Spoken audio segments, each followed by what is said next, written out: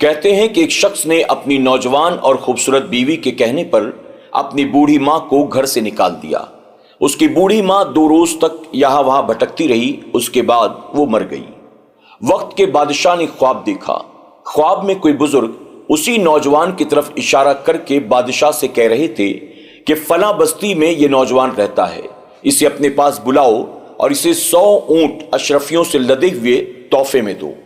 جب صبح بادشاہ کی آنکھ کھلی، بادشاہ نے اپنے خواب کی طرف غور کیا تو سمجھ گیا کہ یہ کوئی معمولی خواب نہیں ہے، اس خواب کے ذریعے مجھے کوئی اشارہ کیا جا رہا ہے۔ چنانچہ بادشاہ نے اپنے وزیر کو بلایا اور وزیر کے سامنے اپنا پورا خواب بیان کیا۔ خواب کو سننے کے بعد وزیر نے کہا کہ اگر واقعی وہ نوجوان اسی بستی میں رہتا ہے جو بستی آپ کو دکھائی گئی ہے تو آپ کے خواب کے پیچھے کوئی حکمت چھپی ہوئی ہے جس کا جاننا ہمارے لیے بہت ضروری ہے۔ چنانچہ ایک فوجی دستہ ساتھ لے کر اس شخص کو تلاش کرنے کے لیے بادشاہ خود بستی کی طرف روانہ ہوا۔ بستی کے باہر ایک پیڑ کے نیچے ایک بوڑھا آدمی بیٹھا تھا۔ بادشاہ نے اس بوڑھے آدمی سے خواب والے اس شخص کے بارے میں سوال کیا۔ اس بوڑھے شخص نے کہا وہ آدمی ذرا بھی اچھا نہیں ہے۔ چند دنوں پہلے اپنی بیوی کے کہنے پر اس نے اپنی بوڑھی ماں کو گھر سے دھکے مار کر باہر نکال دیا، جس کی وجہ سے اس کی بوڑھی ماں کا انتقال ہو گیا۔ بستی میں داخل ہوتے ہی پہلا مکان اسی شخص کا ہے۔ بادشاہ یہ سن کر بستی کے اندر داخل ہوا۔ اس نے دروازے پر جا کر دستک دی۔ اپنے دروازے پر بادشاہ اور فوجی دستے کو دیکھ کر وہ شخص گھبرا گیا۔ اس نے یہ سمجھا کہ میری شامت آ گئی، اب مجھے گرفتار کر کے میرے اعمال کی سزا دی جائے گی، لیکن ایسا کچھ نہ ہوا۔ بادشاہ اس کے ساتھ نرمی سے پیش آیا، اسے اپنے ساتھ محل پر لا کر 100 اونٹ سونے کی اشرفیوں سے لدے ہوئے اسے انعام کے طور پر دیے۔ اس شخص کی جیسے لاٹری نکل گئی ہو۔ اس نے بادشاہ کا شکر ادا کیا اور سارا مال لے کر اپنی بستی کی طرف روانہ ہوا۔ اس نے اب عیش و عشرت میں اپنی زندگی کو گزارنا شروع کر دیا۔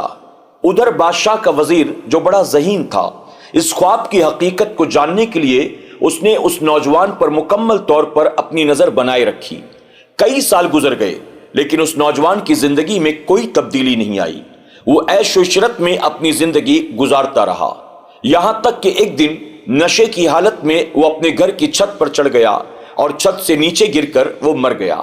جب بادشاہ کو اس کی موت کی خبر ملی تو بادشاہ دوبارہ اس بستی کی طرف روانہ ہوا اور درخت کے نیچے بیٹھے اس بوڑھے سے بادشاہ نے ملاقات کی۔ وہ بوڑھا آدمی جو کہ اہل علم میں سے تھا، اس نے کہا بادشاہ سلامت، جس دن میں نے اس شخص کی آپ سے شکایت کی تھی، میں نے یہ سمجھا کہ شاید آپ اسے اس کے جرموں کی سزا دیں گے اور وہ اللہ کی بارگاہ میں توبہ کر لے گا، لیکن میرے مالک کو کچھ اور ہی منظور تھا۔ بادشاہ نے کہا آخر میرے مالک کو کیا منظور تھا؟ اس بوڑھے آدمی نے کہا آپ نے اسے سزا نہ دی بلکہ انعام کے طور پر اسے 100 اونٹ اشرفیوں سے لدے ہوئے دیے۔